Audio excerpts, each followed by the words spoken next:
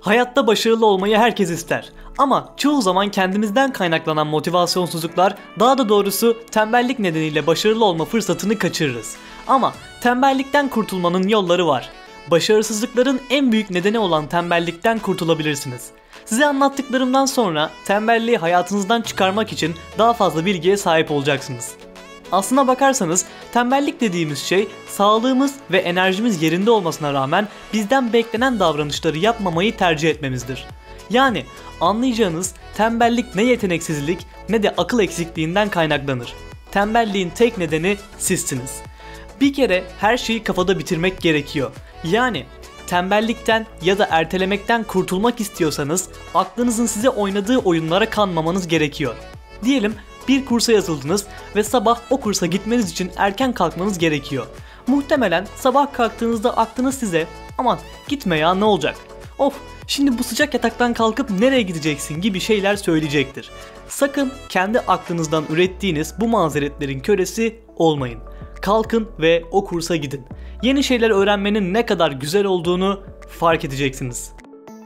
Yapılan araştırmalar diyor ki tembellik zihinsel bir hastalık değil, bir alışkanlık. Yani bir kere insan tembelliğe alıştı mı bu onun yaşam tarzına dönüşüyor.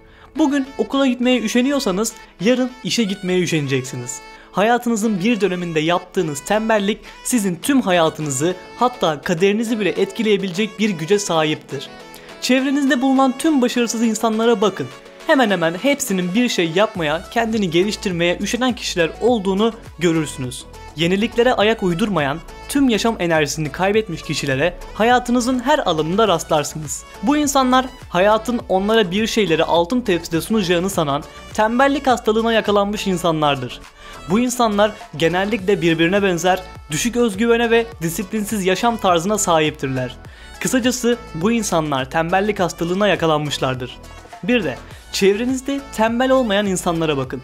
Hemen hemen hepsi başarılı insanlardır. Yaptıkları işi en iyi şekilde yaparlar ve tembellere göre daha akıllı bir görünümleri vardır. Bunun nedeni sürekli çalıştıkları için beyinlerinin her zaman aktif durumda olmasıdır. Tembel insanların zihinleri ise bir süre sonra yavaşlamaya başlar ve algılamaları azalır. Tembelliğin tam olarak tanımını anladık. Peki biz tembelliğe yakalanmadan nasıl yaşayacağız?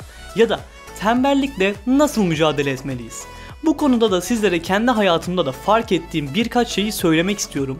Tembelliğin en büyük belirtilerinden biri nedir biliyor musunuz? Kafamızda kurguladığımız şeyleri yapmak için asla harekete geçmemek. Tembel insan kafasında bazı şeyler kurgular. Mesela öğrenci ise sınavdan 100 almayı düşünür ya da işinde terfi etmeyi düşünen bir çalışan da olabilir. Ancak bu kişiler kafalarında kurdukları hayalleri ya da arzu ettikleri şeyleri hayata geçirmek için herhangi bir şey yapmazlar. Peki ama neden? Bunun en büyük nedeni "Aman zaten çalışsam da ben o sınavdan 100 alamam ya da ne yaparsam yapayım ben o mevkiye ulaşamam" gibi düşüncelerdir. Bu düşünceler çoğu insanın tembellik yapmasına neden olur. Peki olaya bir de şu yönden bakalım. Bu kişiler neden çalışsalar bile istediklerine sahip olamayacaklarını düşünürler. Bunun tek bir nedeni var, bu da düşük özgüven.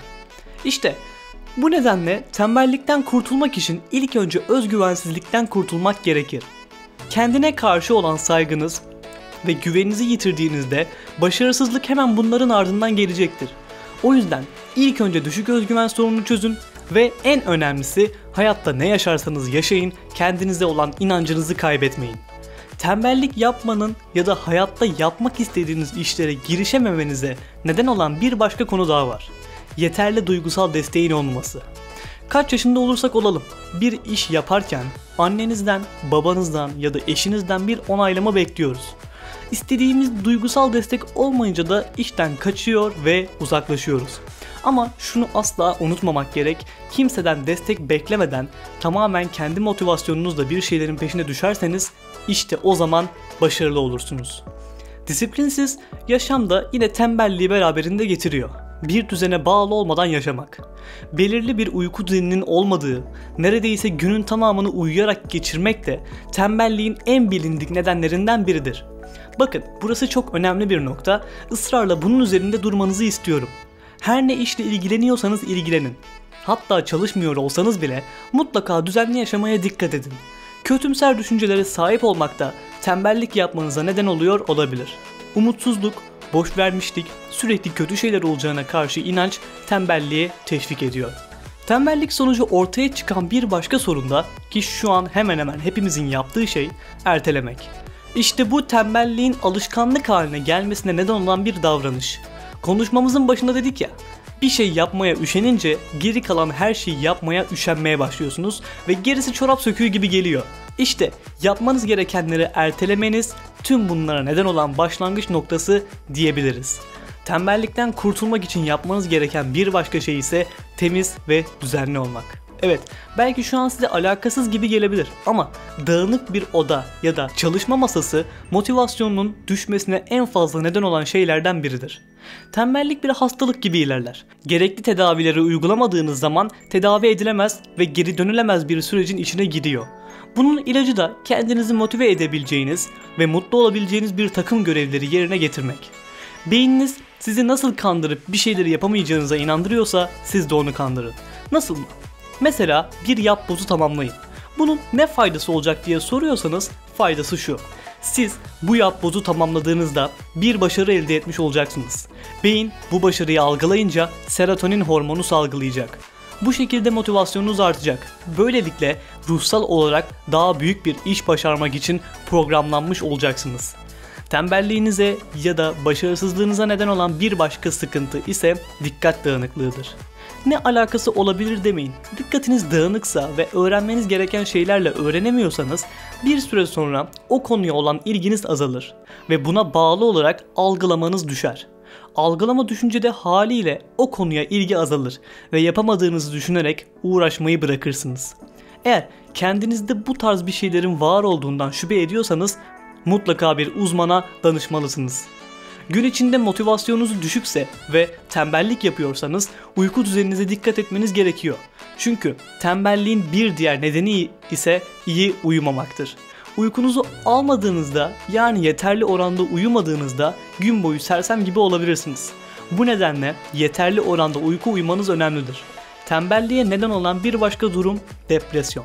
Depresyon isteksizliğe neden olabilir. Bu nedenle bir doktora gidilmesi gerekir. Tembellik hareketsizlikle de ilişkilidir.